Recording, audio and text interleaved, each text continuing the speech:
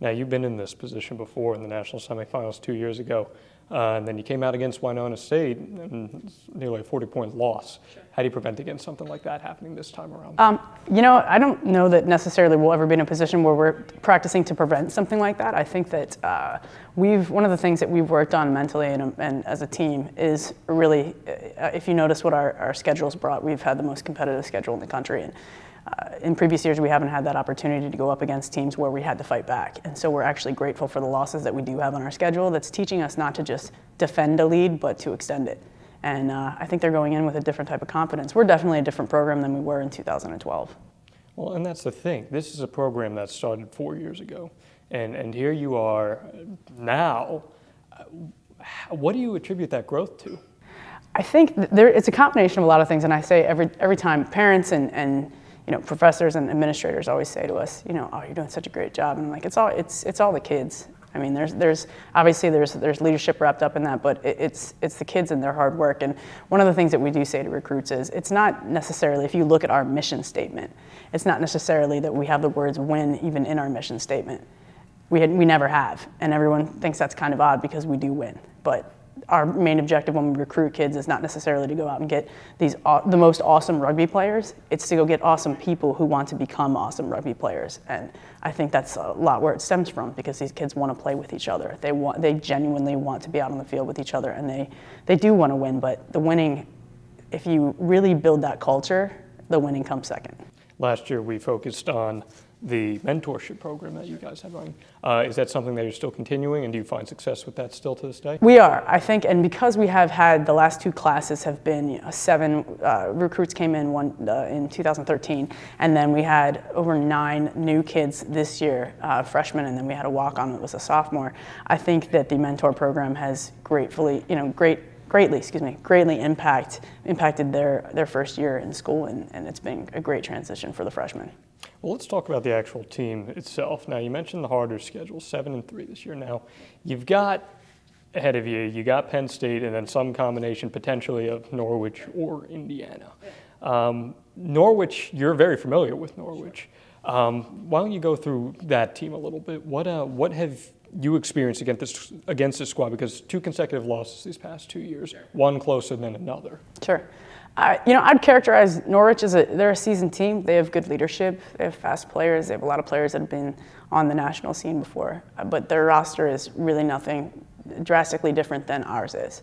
I think that I always tell the kids that the universe is delivering this opportunity to you because they have lost to them. And there's a reason that they lost to them, because they'll eventually get to see them in the final.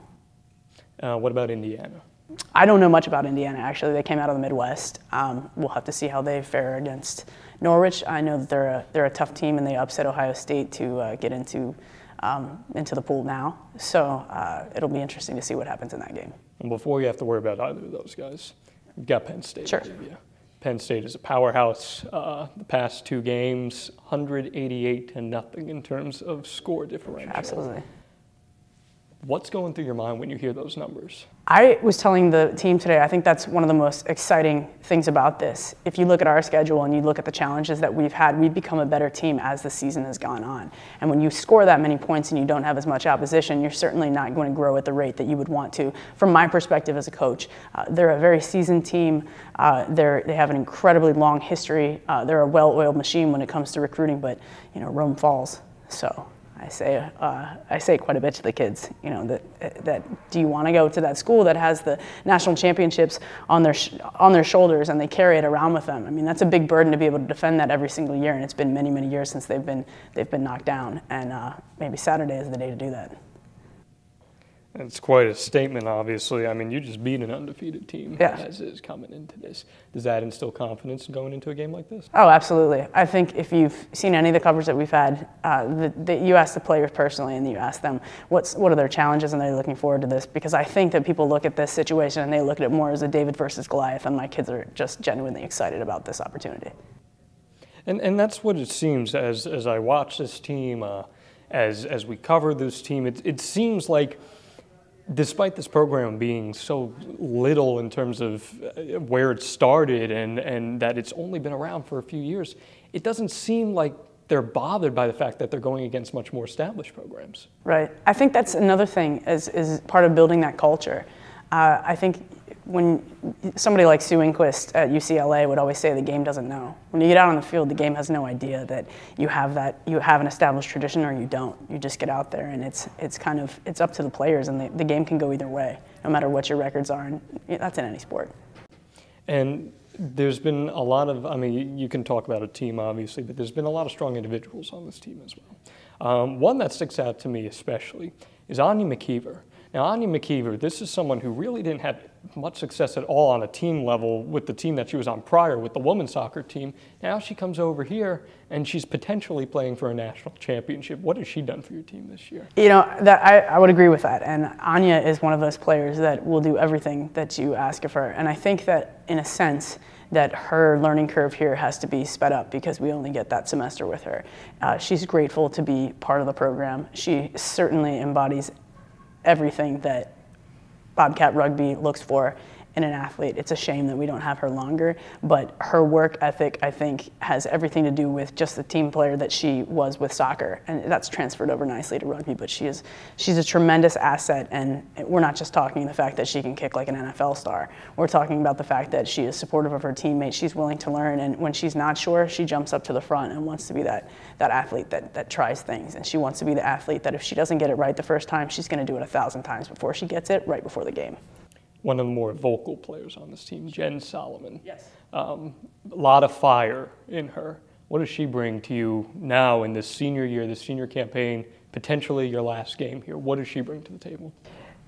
Jen, I don't know if you know that when we played against Brown and Army, we had a couple of players in the back line that were out, and Jen had to step into the back line. And right before, the day before the game, Jen came into my office and said, you know, I'll do anything you ask me to do. And Jen is one of those solid, sturdy players that I can put her anywhere.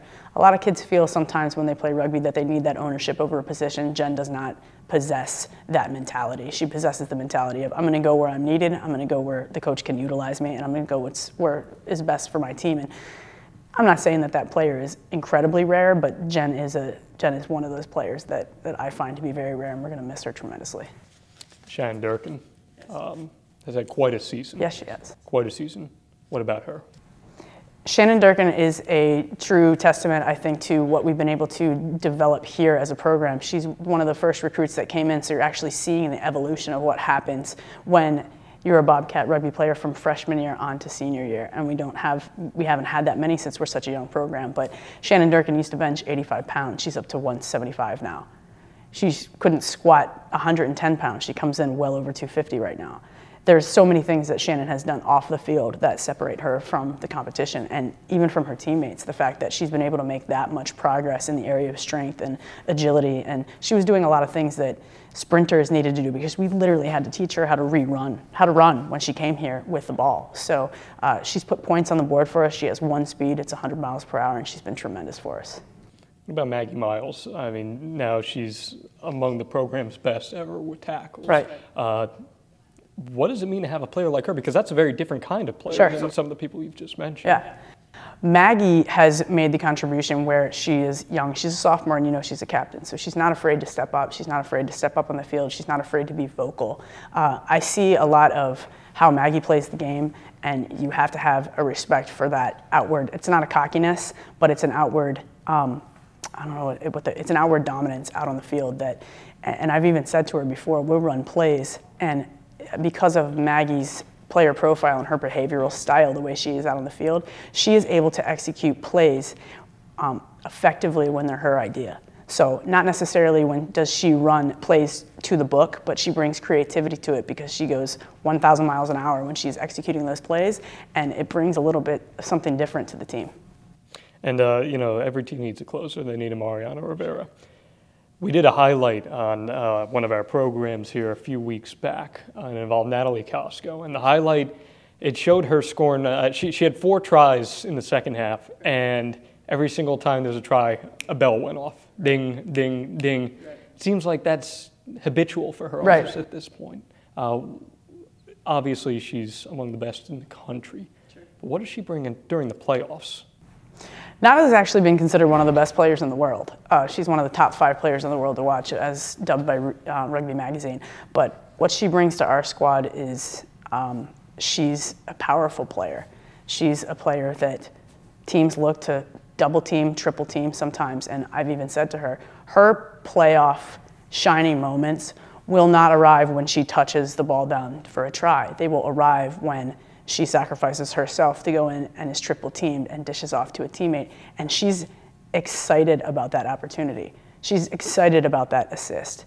And not to say that she won't contribute with big runs and stiff arms and evading tackles and being the tremendous player that she is, but her moment to shine really is being that supportive player. And she's evolved so much as a freshman into wanting to take that role instead of being a little bit hesitant to take it.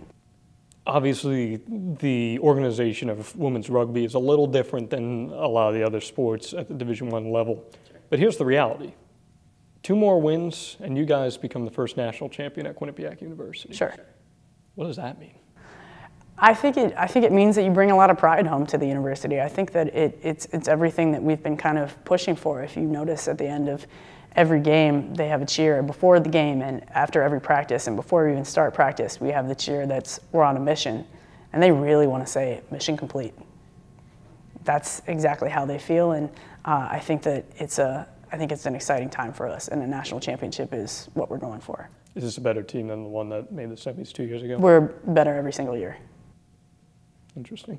And then the one other thing I just wanted to bring up real quick, you guys have been very vocal about the support you've been receiving from the community, from other students and whatnot, especially when it comes to student media. Sure. You guys have been big ralliers of support towards equality in the media, right, that you've brought up.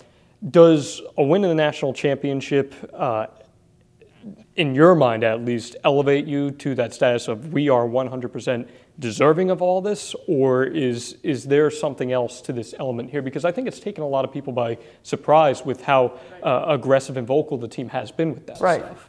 I would agree, and I think it's seen as aggressive because we are a women's team.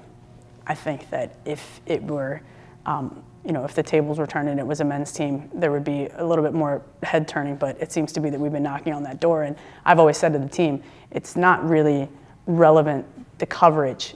You have to win to turn heads. And it's by sheer curiosity and nature of the game, people are going to come out and watch you, but it's your job to keep them there. And I think they've done a tremendous job at that. It's just, I think the entire community should be proud of them. I think the student media should be proud of them, but at the same time, I think it's an education, not only for the student media, but the community and for Quinnipiac to understand that there's a full contact. The only full contact sport for women in the NCAA is at this institution. We're the second one in the entire nation. And if that doesn't garnish questions and stories each week to wonder what's behind all of this with 3 visits to the Nationals in 4 years as a program, then I don't know what else does. And I know that we have so many tremendous sports with great leaders here, but the fact that we've kind of exploded overnight and we've kind of never really been vocal about it prior to this year, I think that merits some of that attention. And I know that the players are grateful when they do get that attention. Are you satisfied with what you're receiving up to this point, or is there more that can be done? I think there's always more that can be done, and I don't think it's just about rugby. I think it's about all women's sports at Quinnipiac in general. I think that there are so many great stories for women's sports, and what we've been told is, the strength of reporting is within ice hockey and basketball, and I don't doubt that is the truth. I don't doubt that people want to read about ice hockey and basketball, but if we don't change our behavior and we don't start reporting and making creative stories that make people want to read more about them, then it never changes. So that is kind of what we were trying to instill. Not so much they needed to write about us, but more of a change in behavior to say, hey, if they're not reading about it, you're gonna, and my focus and the team's focus is really about a teaching moment, because these are young professionals in the student media that are gonna go out and be in that cubicle, in that newspaper office, or in that radio office, or in that television office, and they're gonna make choices. What do we put on the air? And I always pose the question to any of the student media or any of the leaders at Quinnipiac, if your daughter comes to you and says, no one's covering me, how much more relevant does it make it? So we weren't necessarily looking for just attention for us, we were looking for a change in behavior to affect a larger mass.